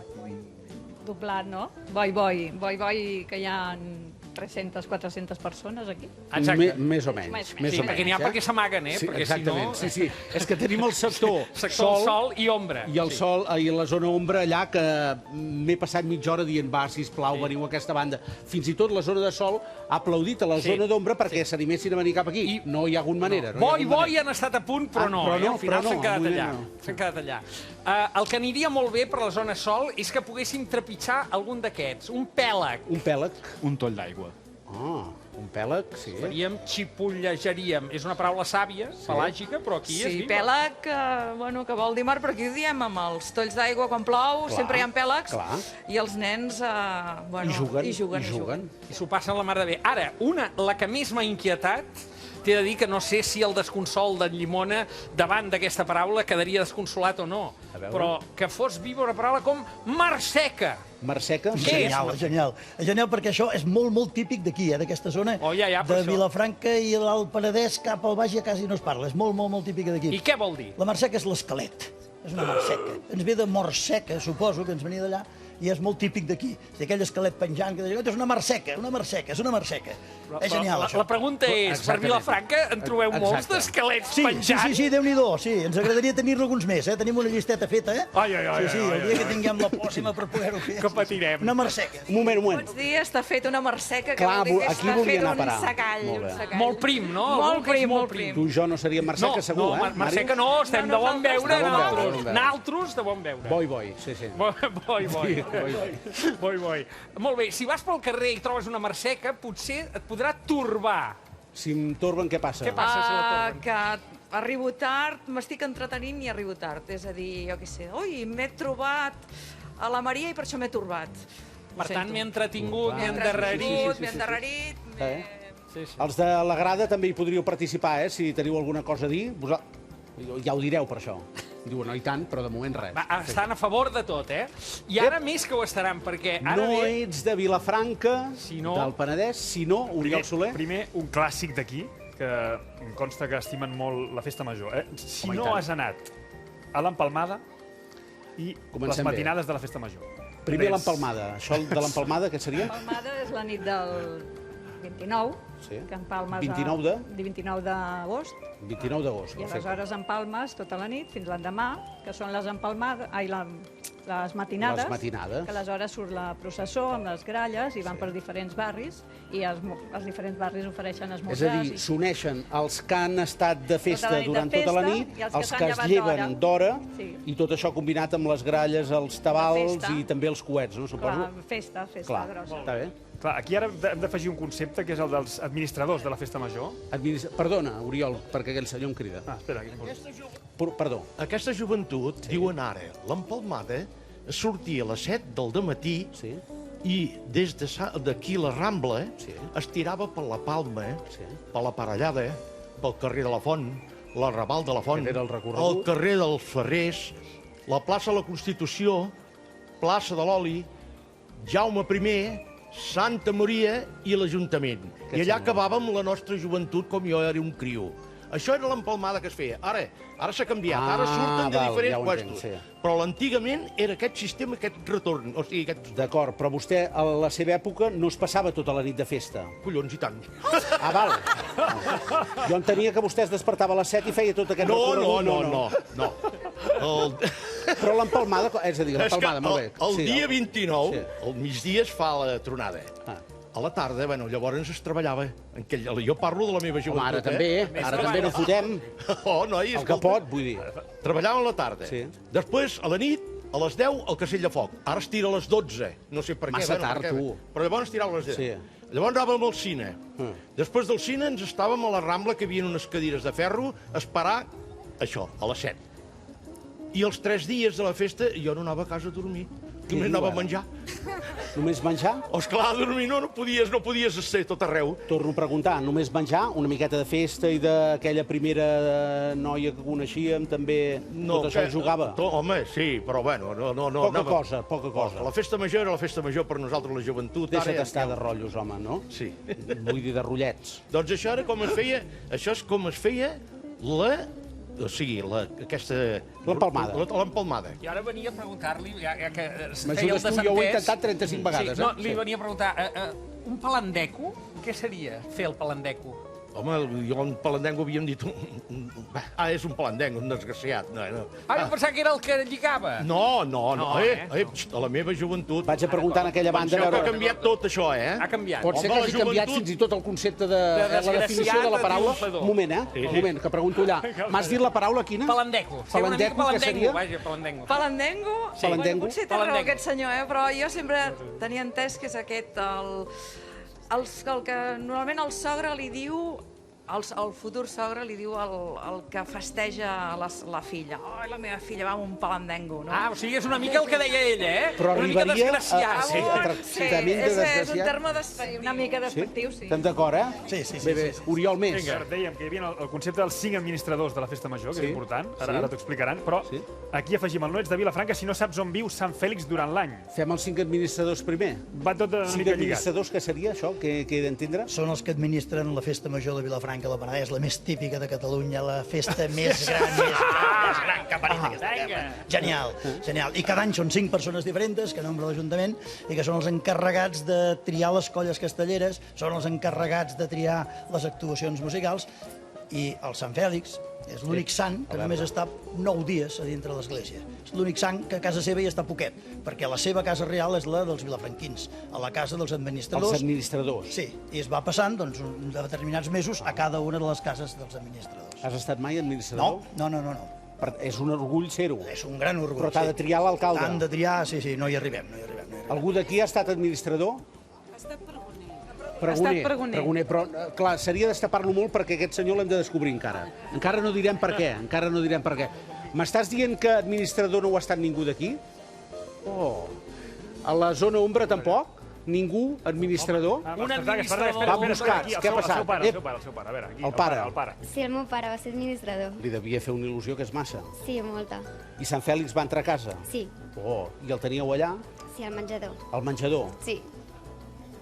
I ho recordes com un moment especial? Sí, va ser una festa major molt guai, que es viu des de dintre, saps? Carai, tu. Bé. Va, Oriol, més. Vinga, canviem d'àmbit. No ets de Vilafranca si no havies pujat els cavallitos d'en Quique. Qui ha dit hombre? Hombre, va. Els cavallitos. Els cavallitos de tota la vida. Que estaven al centre de Vilafranca, digue-li. Just a la Rambla. A la Rambla. Sí, una part molt típica que tota la joventut de Vilafranca l'hem viscut a tope. I quan diem cavallitos, que és un clàssic també dir-ho així d'aquesta manera, recorda sobretot aquella atracció que era, jo què sé, posar el cavallet amunt i avall. Exactament, anaves donant toms i bueno, i anar fent. I a aquella època no et marejaves, és curiós. Gens. Ho féssim ara i acabaríem, no? Ara acabaria malament. Oriol, Va, més clàssics d'aquí, no ets de Vilafranca si no has vist o participat en una diada castellera. Home, això no ho preguntaré. Això ja ho donem per clàssic. Perquè és un clàssic, sí. Per entès. Si no has tastat les Catànies, home... També és un clàssic de Vilafranca. I aquí necessito l'ajuda d'en Màrius, gira paraula, Catànies. Jo faria una reflexió al voltant de la paraula. A veure, Catània és un nom italià, hi ha un origen italià de pastisseria italiana, però és una creació vilafranquina i una exportació vilafranquina per tot. Xocolata i ametlla dins, oi? Dimecres en parlarem amb la gent que ho fa. Sí, senyor. Més coses d'aquí clàssiques. No ets de Vilafranca si no t'agrada tastar un bon vi. Aquí hi ha una cultura del vi molt, molt potent. Si no hi ha un vi bo amb un menú, demanes que te'l canviïn. I aquest és motiu pel qual som també a Vilafranca aquesta setmana, ara ho acabarem d'explicar, això. I això ens portaria, Espartac, a un altre, que també demanaré que en Màrius col·labori amb una nova casella, perquè no ets de Vilafranca si no has maridat el vi amb el jazz. I tant. I mentre gira, un aplaudiment, sisplau, perquè ara sí que descobrim una de les persones que ens ha acompanyat, que és en Joan Terrada, organitzador del Vi Jazz i president del Tastavins Penedès. Joan, com anem? Genial. Genial, perquè estem parlant d'una festa que te la coneixes molt bé. Genial, sí. Única, que serà aquest cap de setmana. Aquest cap de setmana. Que t'he de dir per ajudar-te també, que no ens ho hauràs d'explicar tot perquè demà ho descobrirem, demà serà el tema que farem en aquest programa, però això és una passada. És a dir, t'ajudaré a dir una cosa que ho sents molt de dins, que aquí el Vi Jazz és una d'aquelles festes que tenim de país, que si la tinguéssim o anéssim a qualsevol lloc del món pagaríem molts calés per veure-ho i en canvi ho tenim a casa i ho estimem. I gratuït. Sí, però alguns, és a dir, s'ha de conèixer molt més? S'ha de conèixer més. S'ha de conèixer més perquè jo crec que hem tingut una gran sort entre tots els que durant aquests 10 anys hi hem estat treballant, de trobar una nineta que és realment una meravella. Una meravella on maridem el millor vi que es pot fer al sud d'Europa, que és el Penedès, dels millors, que no se m'enfadin després dels altres vins catalans, que també són boníssims i són els millors d'Europa els catalans. Està clar. I aquests vins els maridem amb el millor jazz internacional del món. Els millors artistes nord-americans, tu mires les seves webs i veus que actuen a Tòquio, que actuen a Melbourne, que actuen a Frankfurt, que actuen a Vilafranca del Penedès i que després se'n van. És genial, és espectacular. I això ho fem aquí a Vilafranca. I és un maridatge de vins i caves del Penedès amb el millor jazz internacional, amb una cultura, amb unes reunions, amb unes conferències. Tu veus a la 1 de la matinada 2.000 persones, joves, com ells, fent conversa amb la copa penjada, bevent un xarel·lo fresquet, sense cap problema, sense cap incident. És tan genial haver aconseguit això. Has dit una cosa molt important, que és un dels principals festivals de jazz d'Europa. Sí, sense cap mena de dubte. Sense cap mena de dubte. Tots els artistes en aquests 10 anys han vingut a Europa, tots, excepte la Diana Croll, tots han passat pel Vi Jazz de Vilafranca. Tots. No n'hi ha cap que no hagi passat per aquí. Ens hem fet un lloc dintre dels festivals de jazz internacionals, estem dintre de l'agrupació de jazz internacional i jo crec que merescudament hem aconseguit... És difícil, perquè estem competint en festivals que tenen un pressupost 100 vegades més gran que el nostre. Espectacular, i en canvi prefereixen venir aquí, actuar en aquest indret. No ho descobrim...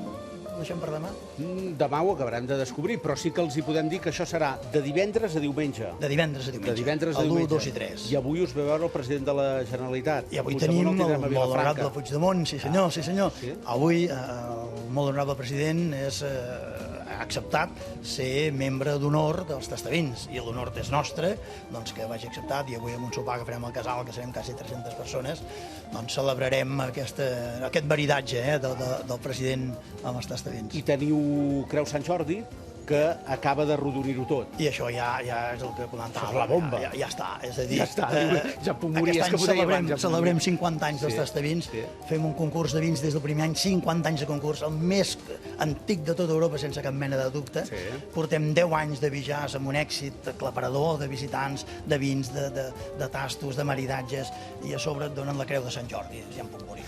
Aquest aplaudirem per en Joan Terrada, que ens continua acompanyant en aquestes paraules.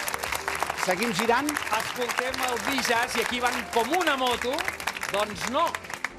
Com? Un moto gros. A veure, què passa amb les motos aquí? Jo dic la moto, però l'avi deia... On has deixat el moto? El moto. El moto masculí sempre. En canvi, diuen diferent... Ara ho acabem de sentir, feminitzen. Eleganta. Vaig eleganta, però vaig en un moto. Sí. Coses de Vilafranca, oi? Molt bé. Una altra paraula molt clàssica també d'aquí. L'electre. Què passa quan se'n va l'electre? Marxa la llum. Sí, l'electre... Mal rotllo en aquell moment, no? Sí, quan això passa. I tant. Era el nom de la companyia, suposo, perquè si no... Sí, era el nom de la companyia de Vilafranca. I per tant, això ha continuat viu així. Mentre que una altra, una mica més especialitzada, és això que et faig llegir, Espartà. A veure, escavallar? Vergues. Algú sap què vol dir escavallar vergues? Jo no m'escavello mai, Ui, quines ganes tenim de dir-ho aquí. Però ve de cavall, Ve de cavall, però jo escavallar vergues no ho he sentit. Escavallar sí, que és treure els cavalls, tant que els pots treure tant de la tomaquera, que és aquesta fulla que és entre dues, o del cep. Però la verga no és el cep? És una manera d'esporgar. La verga del cep, sí? Estem d'acord o no? La verga és la branca del cep. És la branca del cep. Per tant, escavallar-les voldria dir treure-li el brot, no? Clar, treure-li els brots aquests que... És el món del vi, Sí. Això aquí, això el del vi. El que es va buscar que cada cep dongui una quantitat determinada de raïm, s'esporguen a la seva època perquè tingui més agilitat i a vegades s'ha d'escavallar, doncs precisament perquè dongui la quantitat que que gestiona aquell cep doncs vol que dongui el seu pes específic. Clar, la gent de casa diu, clar, si esteu parlant del Bijars i del Tastavins i esteu parlant amb aquest senyor té unes vinyes i ha fet vi tota la vida. No. Venim del món de les assegurances, no? Sí, a la Junta no hi ha ningú que tingui ni un cep. Això és molt bo, És molt bo. No, però això tenim la llibertat d'actuar i fer el que ens doni la gana sempre. Però hi ha una cosa molt important, que ho feu per amor, diguéssim. Clar. Mira, les coses quan funcionen és quan et surten de dintre el cor. Les coses quan funcionen és quan les fas amb l'il·lusió. Quan les has de fer perquè et paguen, bé, doncs ja les farem també, no? No sé, tots ho fem amb les nostres feines. Però quan triomfes, quan ets feliç, és quan és la teva ànima la que et porta i quan és aquesta trampera que dius, vinga, va, anem, som-hi, companys, que ens ho a favor d'allò que hem mamat. I el que hem mamat vol dir que fem servir la succió també. Què és això? A veure, això costa una mica d'explicar, o potser no gaire, però és que ara he de mirar, Eduard, darrere càmeres, que em vingui l'Eli. L'Eli diríem que és la mare. I s'acosta l'Aina, que és la nena. I ara veureu el sentit de tot plegat. Saluda. Eli, com anem? Aina, hola. Estàs bé? Sí? Bé, no diu massa cosa perquè té 2 anys i 9 mesos. Exacte.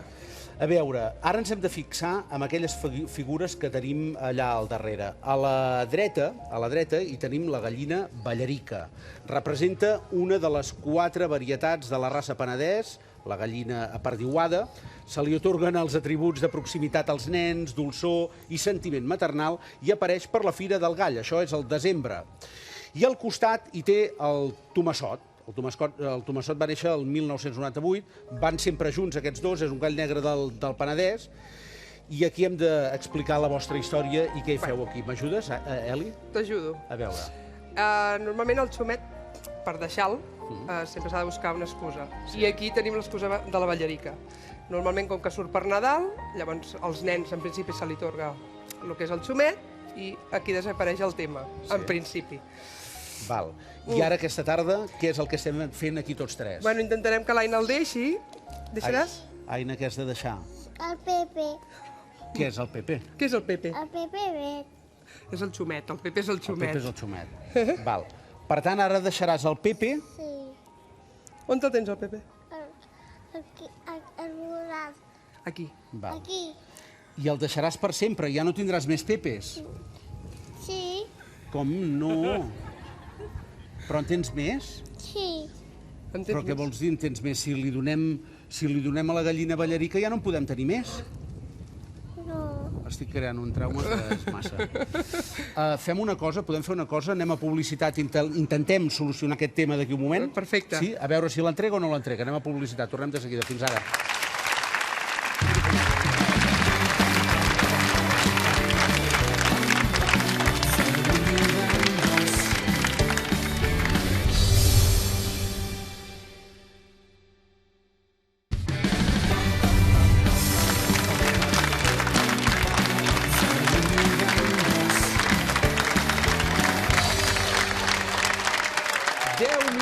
7 de la tarda, en directe, tal com ens hem quedat just abans d'anar a publicitat. Aquí estic amb l'Aina, la seva mare, i el Pepe. No? El Pepe és això. Què és això? El xumet. Sí. Aina, a veure, aquest xumet a qui l'hem de donar ara? La Ita. A la? A la Ballarica. A la Ballarica, que és la que tenen al costat. I això és un clàssic, mare. És bastant un clàssic, sí, a Vilafranca. És l'excusa, més aviat. M'han dit que és una bona excusa perquè arriba a concentrar fins a 200 xumets aquí on te veieu aquestes cintes. Però a mi el que no em queda clar és... Tu ara, Aina, de Pepe en tens més a casa o no? Sí. Però llavors a què juguem? Clar, què hem de fer? Amagals. De moment estan amagats. Per tant, el repte és entregar-lo... I fora. I fora, eh? La idea és aquesta. Com es nota que no ho pilla l'Aina, perquè si no... Val. Me'l dona a mi i jo el penjo? No, ella el penjarà. El penjaràs tu o el penja l'Espartac? L'Espartac. L'Espartac. Val, doncs el penjo jo. Doncs li ha tocat. Em dones el Pepe? Dóna-li el Pepe? Vinga. Ja està, li diem adéu per sempre al Pepe. Sí. Vinga. Sí? Sí? Vinga. Alerta, un moment que... No passa res, no passa res.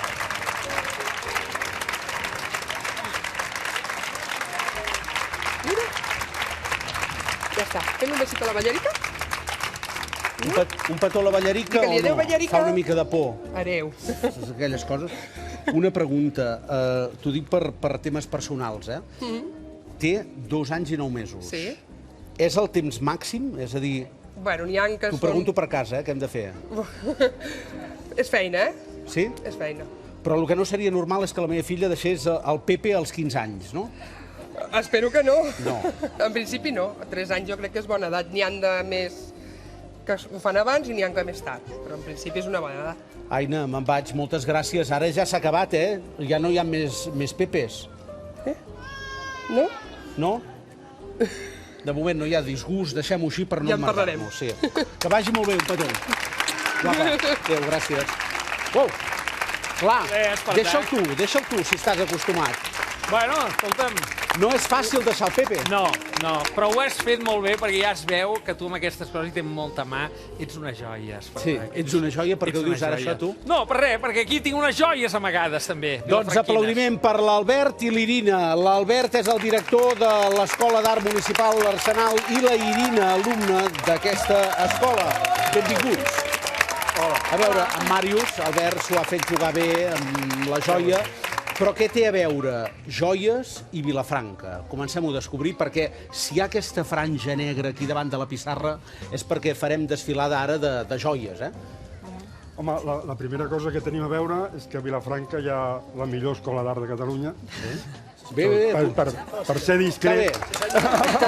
Per no perdre el to que teníem fins ara. Molt bé. Anem afegint. I ara us presentarem, suposo que en breu us presentarem una de les 3 de les nostres peces, que són projectes finals que han fet els nostres alumnes com a últim treball de curs. A Catalunya quantes escoles hi ha que treballin aquest tema de la joieria, que formin futurs professionals, com la Irina, que ara de seguida hi parlo? A Catalunya hi ha 5 escoles. 5 escoles? 5 escoles en total. La Massana, la Llotja, l'Escola Industrial i l'Escola de Tarragona. Per tant, estem parlant de Tarragona i Barcelona i vosaltres, que quedeu fora de les grans capitals, no? Això és complicat per vosaltres? Us ho dificulta més? Bueno, és complicat mantindre-ho, aviam, perquè ens hem d'enganyar. Mantindre una escola amb les dimensions que tenim, el lloc on estem, té la seva complexitat. Però el que sí que ho fem, jo crec que ho fem prou bé i ens impliquem tots el suficient com per tirar-lo endavant, i ja l'any que ve farà 45 anys que existim. Ja portem un temps donant guerra. Fem bona feina. Albert, no podem començar aquesta desfilada sense fer un matís. Una, que veurem feina que han fet els alumnes. La Irina ens presentarà el seu primer projecte. Però són joies que no s'esperin allò collarets, arracadetes. Són joies grosses. Sí, són joies que pretenen actuar sobre tot el cos. No és la joia que pensem per anar sobre l'orella, penjada de l'orella, un fermall, qualsevol cosa d'aquesta, sinó que pensem que nosaltres la joieria l'entenem, la joieria contemporània l'entenem com a que tot el cos és possible, és una zona possible d'actuar-hi. Molt bé. Després ja ho farem petit, si volem, però tot el cos. Molt bé, escolteu, entra la Georgina Elisabet Cot, la primera model que ens servirà per veure el que és el treball precisament de la Irina.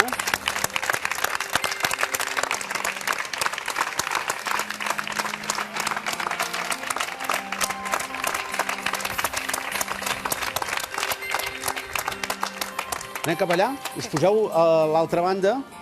Irina, aquest és el teu projecte. Sí, és el meu projecte final, es diu Teixits identitaris.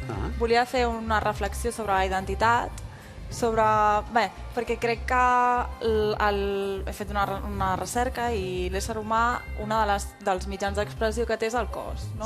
I a part, lligant-ho amb el que sempre ens diu l'escola, d'intervenir amb tot el cos, doncs em va servir d'excusa per fer aquest projecte. Llavors la meva proposta es basa en reivindicar algunes obres d'art de diferents artistes que parlen del cos, de diferents estils i de diferents èpoques. I bé, a partir de cada una de les obres, que les aplico amb transfer, faig la meva interpretació en joieria. I, bueno, aplicar, crec que és important, no?, que a l'escola i com a projecte final puguis fer una obra grossa que després possiblement no en tinguis tantes oportunitats. Irina, aquest és el teu projecte final, per tant, ara comença l'obertura aquella de porta d'enfrontar-te a la vida, a la professió. I quins són els objectius? Bé, a mi m'agradaria dedicar-me a això, evidentment. La cosa és complicada, hi ha molta competència i el mercat és molt gran. Però malgrat això, amb un amic, i perquè crec que és l'opció d'obrir-te al món. I a partir d'aquí vendre les meves peces. És el moment que em diguis com es diu la pàgina, ho dic per si volen entrar. Socarrel Joia. Com? Socarrel Joia. Socarrel Joia, perfecte. Va, vinga, doncs passem de la primera model al segon, que en aquest cas és en Pol González. Veniu cap aquí, sisplau. Entra en Pol. Estem parlant d'un treball de la Cristina Amat. Com que no la tenim aquí, serà l'Albert qui ens explicarà quina feina hi ha al darrere. Anem un altre cop allà. Albert, ara et toca a tu defensar una peça d'un alumne. Sí, ara em toca a mi, una peça estupenda. Aviam, la Cristina ens proposa reflexionar. La joia també serveix per reflexionar, també ho plantegem així. Ens proposa reflexionar sobre dues realitats, l'ordre i el caos. Aquí l'ordre ve representat una mica per aquesta xarxa, per una xarxa geomètrica, per una xarxa hexagonal d'alumini articulada que vesteix el pit i l'esquena del Pol. El caos vindria representat per tots aquests mòduls que s'ajusten sobre aquesta hipotètica xarxa no caòtica i ens permet canviar aquesta realitat. D'alguna manera, la Cristina ens diu que l'ordre i el caos són complementaris. Moltíssimes gràcies, Pol. I anem a la tercera i última joia, en gros, que ens arriba a través de l'Aida Clos. És una obra de l'Alba Segués.